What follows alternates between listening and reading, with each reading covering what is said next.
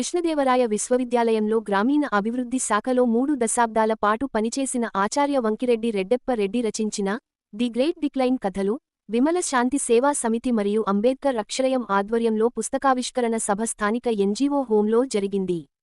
కార్యక్రమానికి అధ్యక్షత వహించిన ప్రముఖ కవి తూముచెర్ల రాజారాం ఈ కథ సంపుటిలో కథలు ఆర్థిక విలువల విధ్వంసాన్ని సామాజిక శాస్త్ర కోణంలో రచయిత రాశారని వ్యాఖ్యానించారు. పుస్తకాన్ని ఆవిష్కరించిన ప్రముఖ రచయిత శాంతి నారాయణ మాట్లాడుతూ రాజకీయ ఆర్థిక వ్యాపార విలువలు సమకాలీన సమాజంలో ప్రతిఫలిస్తున్న దృశ్యాలను కళాత్మక రూపంగా రెడ్డెప్ప రెడ్డి రచించారని తెలియజేశారు. ప్రధాన వక్త ఆచార్య మేడిపల్లి రవికుమార్ దేశ రాజకీయ వ్యవస్థలోని ప్రజాస్వామ్య విలువలకు భిన్నమైన ఆర్థిక అంశాలను రాజకీయ కథలుగా రచయిత రచించారని విశ్లేషించారు. ముఖ్య అతిథిగా విచ్చేసిన జి.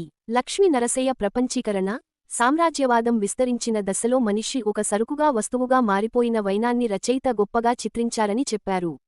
విశిష్ట అతిథి విశ్రాంత ఆచార్యులు రాజ్పాలెం చంద్రశేఖర్ రెడ్డి గారు మాట్లాడుతూ వ్యాపార వర్గాలు సామాన్యుని ఆదాయాన్ని దోపిడీ చేస్తున్న విధానాన్ని ఈ కథలు చిత్రించాయని, ఈ కథలు ఆత్మ నిర్భర భారత్ని కాకుండా ఆత్మ దుర్భర భారతాన్ని వ్యాఖ్యానించాయని విశ్లేషించారు. సడ్లపల్లి చిదంబరరెడ్డి హనుమంత రాయుడు తమ స్పందన తెలియజేశారు. కార్యక్రమంలో రాధేయ, రాయుడు, వెంకటేష్ తదితర సాహితీవేత్తలు, సాహిత్య అభిమానులు పాల్గొన్నారు.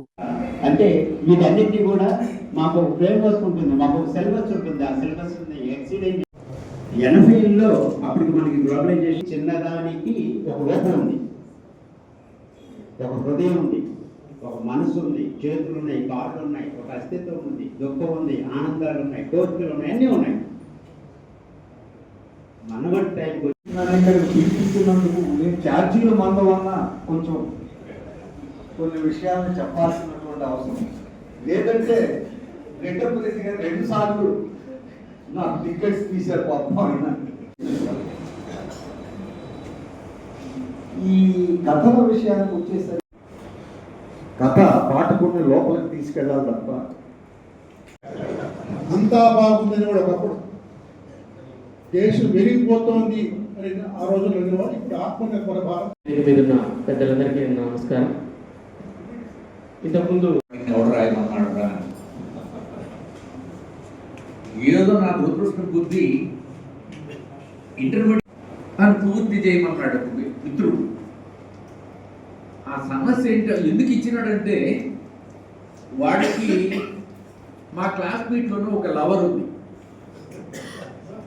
నేను రాజారాం సారు నిన్న మాట్లాడుకున్నాం కాబట్టి రాజారాం సార్ ఆ మిత్రుడు ఎవరో తెలిసే ఉంటుంది. ఇప్పటికీ వాడు ఇచ్చిన సమస్య ఏమిటంటే సార్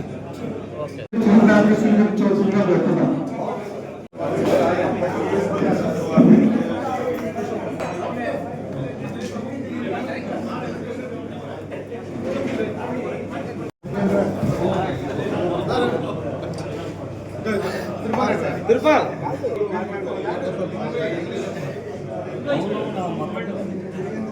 సార్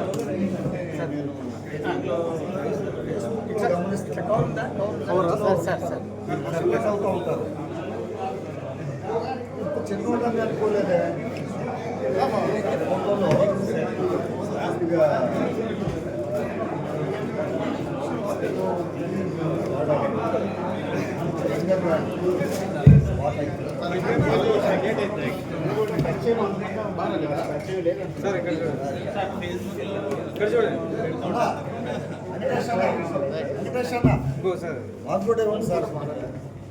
విమలా శాంతి సాహిత్య సేవా సమితి తరఫున మా వంకిరెడ్డి గారికి సన్మానం చేయవలసిందిగా కోరుతున్నాను.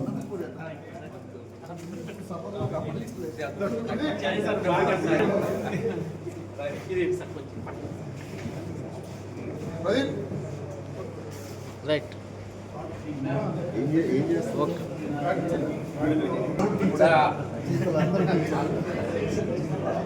ఈ జిల్లాలో ఉన్నంత ఈ జిల్లాలో రాజా మీరు ఉండండి. విజయ్ చూడండి.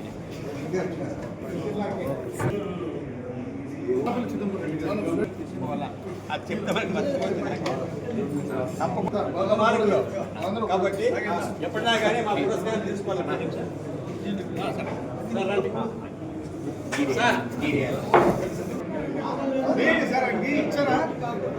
ప్రోటోకాల్ అయిపోయి ఫోటోకాల్ మొదలైంది.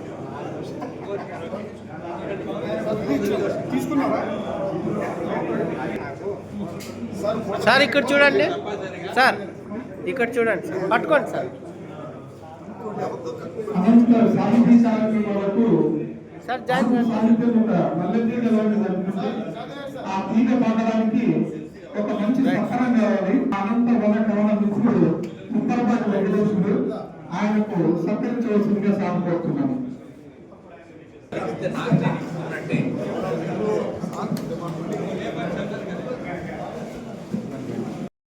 తరఫున హనుమంతరాయ తమ్ముడు వచ్చి జ్ఞాపకం స్వీకరించవలసిందిగా కోరుతున్నాను.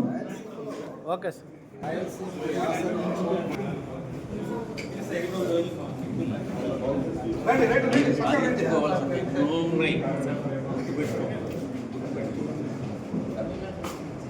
Okay sir. ఒక చిన్న విషయం మర్చిపోయాను నేను.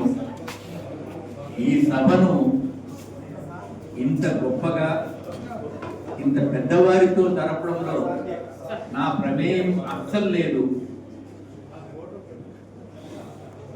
మిత్రుడు ఉప్పరపాటి వెంకటేశ్వరుడు గారు నాకు వెన్నుదన్నుగా నిలిచి అన్నీ తానే నిర్వహించిన అడవాల శేషగిరి రాయుడు గారికి ధన్యవాదాలు, మనస్పూర్వక ధన్యవాదాలు తెలుసుకుంటూ విరమిస్తున్నాను. Thank you.